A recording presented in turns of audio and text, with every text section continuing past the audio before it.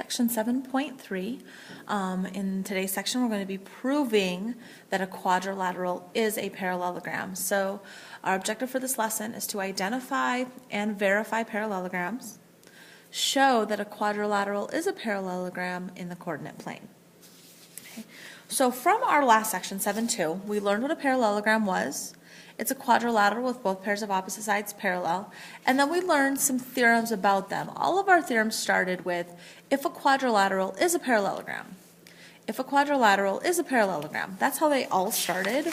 It all started by knowing they give us, it is given, our hypothesis is we have a parallelogram. And then our conclusion is we know things about it. That was 7.2. Here in 7.3, we're given just that we have a quadrilateral and we know some things about this quadrilateral. Is that enough to say without a doubt that it is a parallelogram? Okay. So really, we're just taking our theorems from this previous section, this parallelogram opposite sides theorem. It starts with if a quadrilateral is a parallelogram, then its opposite sides are congruent. We're flip-flopping those and coming up with the converse. If both pairs of opposite sides of a quadrilateral are congruent, then the quadrilateral is a parallelogram. So if we know that side AB is congruent to side DC and BC is congruent to AD, then we know ABCD is a parallelogram.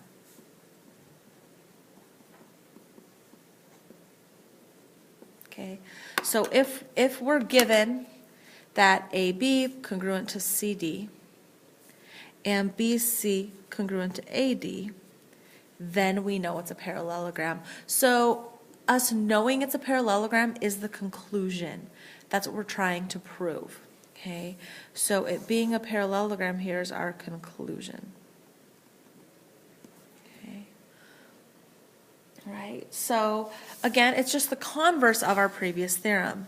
Here, if we start out knowing it's a parallelogram, and then saying, well, if we know it's a parallelogram, then opposite sides are congruent. Okay, here, it's the converse. If we know both pairs of opposite sides congruent, then we know it's a parallelogram. Okay, so it just flips that. Okay, so the same holds true for our parallelogram opposite angles converse.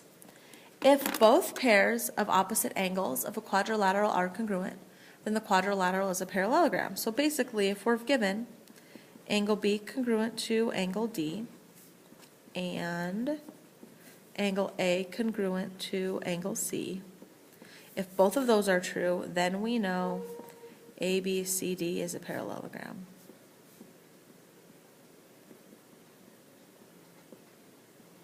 Okay. So if we know angle B congruent to angle D and angle A congruent to angle C, then we know it's a parallelogram.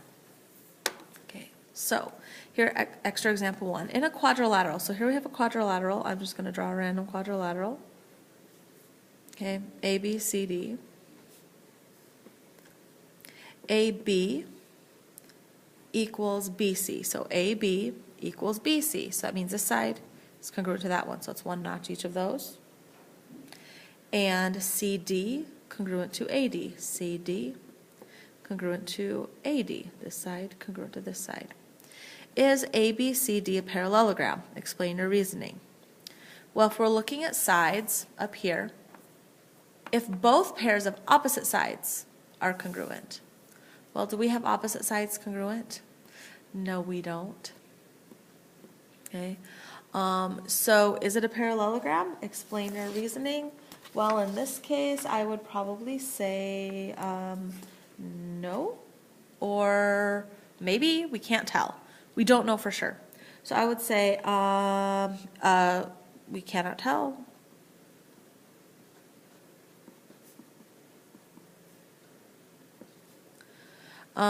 Since we don't know if opposite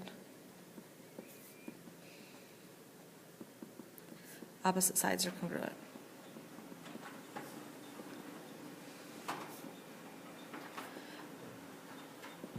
Okay, now if they somehow because we don't know for sure these are different, but we don't know they're the same either. We know one's got one notch, one's got two notches. Well, they could all be equal, but they don't give us that. So we cannot tell since we don't know if the opposite sides are congruent. Okay, we have adjacent sides congruent. Okay, side by side, adjacent, right next to each other, but we need opposite sides. Okay, now example 2, for what values of x and y is quadrilateral PQRS a parallelogram? Well, if this was a parallelogram, then opposite sides would be congruent. So I know PQ would have to equal SR, and PS would have to equal QR if this was a parallelogram. Okay, well, PQ is x plus 9, SR is 2x minus 1, PS is y, QR is x plus 7. So I now have two equations. This equation is just in x's. This equation is in x's and y's. So I think I'm going to start with this one because it's just in x's. So I'm going to subtract x from both sides. 9 equals, 2x minus x, that would be x minus 1. I'm going to add 1 to both sides. X then equals 10. So now we know x is 10. So now we can come plug this over in here for x to get y is 17. So x would have to be 10, y would have to be 17 for this to be a parallelogram, for opposite sides to be congruent. Okay. All right. Okay, now we have a new theorem. This isn't a converse, this is an entirely new theorem. If one pair of opposite sides of a quadrilateral are congruent and parallel, then the quadrilateral is a parallelogram. So if I just have one pair of opposite sides, for example, if I said if AB, here AB is congruent to CD, and AB parallel to CD, then ABCD is a parallelogram. Meaning if I'm just looking at one pair of sides, doesn't matter which pair, let's say I'm looking at this pair of sides, and if I know they're congruent, and if I know they're parallel, okay, then I know that this is a parallelogram. So I only need to know about one pair of opposite sides, so we have one pair of opposite sides, but I have to know two things about them. I have to know both congruent, let's do some highlighting. I have to know both congruent and parallel. Okay. All right, next slide. Alrighty, so here, here's one, this is our converse of, again, our one theorem from section 7.2, the parallelogram diagonals theorem. If a quadrilateral is a parallelogram, then its diagonals bisect each other, while the converse is just going to flip these two things. Meaning, if the diagonals of a quadrilateral bisect each other, then the quadrilateral is a parallelogram. So here, this is point C out here. Okay. So basically, if B, segment BD, so B to D, that diagonal, and segment AC bisect each other, if they bisect each other, then ABCD is a parallelogram. Okay, so if these diagonals bisect each other, so if this diagonal, and again bisect means go through their midpoints, this diagonal bisects this diagonal, so bisect, bisect, then it's a parallelogram. Okay. Right here we have here example 3. The doorway shown is part of a building in England. Over time, the building has leaned sideways. Explain how you know that SV equals TU. So we want to explain how we know that SV equals TU. Okay, so I'm going to kind of draw this outside of the picture. So we kind of have this sideways thing going on. I kind of exaggerated a little bit just for picture purposes.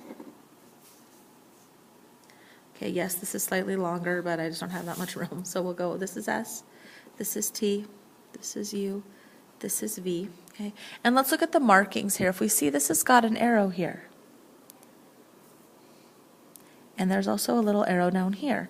So that tells me we know, based on the picture, that ST, segment ST is parallel to VU.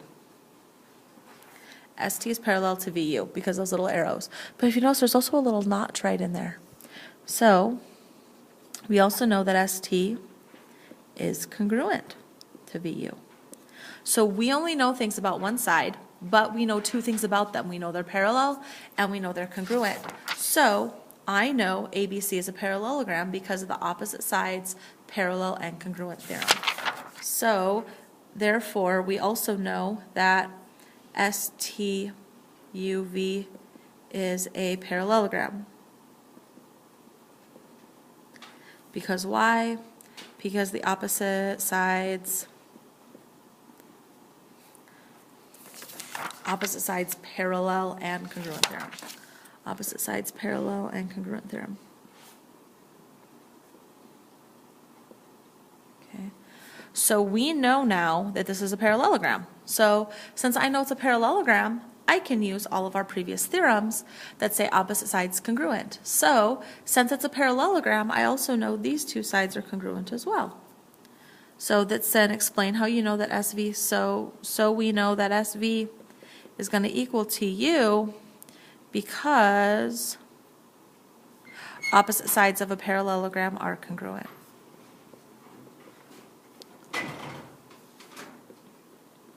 Parallelogram are congruent.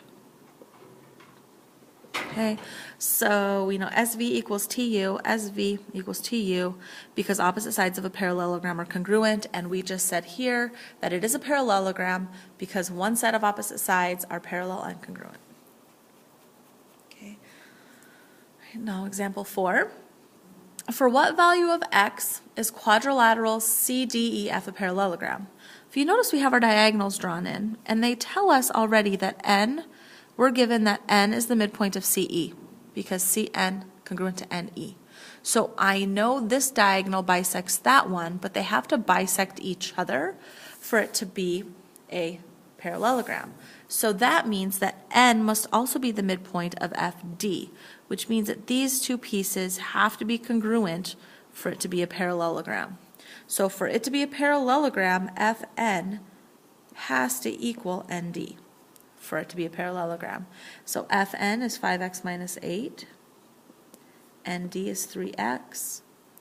I'm going to subtract 5x from both sides. Negative 8 equals negative 2x. Divide both sides by the negative 2. X then equals negative 8 divided by negative 2, 4. So x would have to be 4. Okay.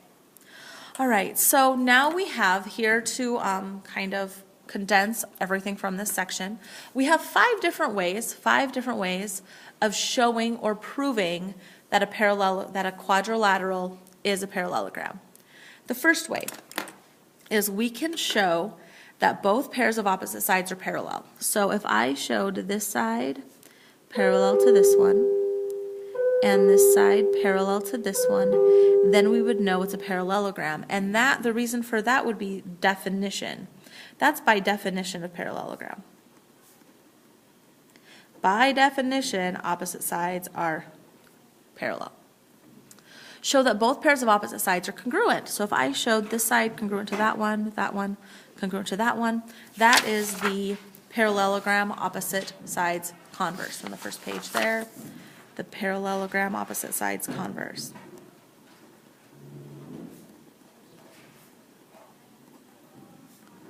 Converse. I could show that both pairs of opposite angles are congruent. This angle congruent to this one congruent to this one. That's the parallelogram opposite angles there. Converse. Opposite angles converse. Okay. We could show that one pair of sides are congruent and parallel. So here if I showed BC congruent, and also BC parallel, then we would know it's a parallelogram. And that is our opposite sides parallel and congruent theorem. Opposite sides parallel and congruent theorem.